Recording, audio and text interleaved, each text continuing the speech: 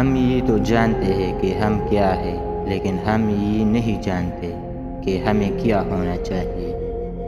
صبر کا پل ضرور ملتا ہے، لیکن صرف وہی پل جو کسی نے جلد بازی میں چھوڑ دیا۔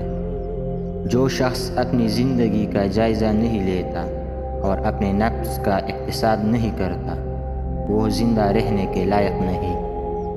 خاموش فکر الفاظ سے زیادہ طاقتور ہوتی ہے۔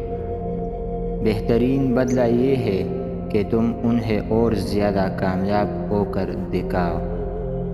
کامیابی وہ جگہ ہے جہاں موقع اور تیاری ملتے ہیں۔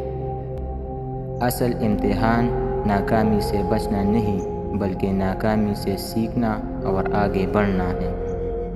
ایک غیر ضروری بحث ہمارے کسی بھی قریبی دوست کو ہم سے جدا کر سکتی ہے۔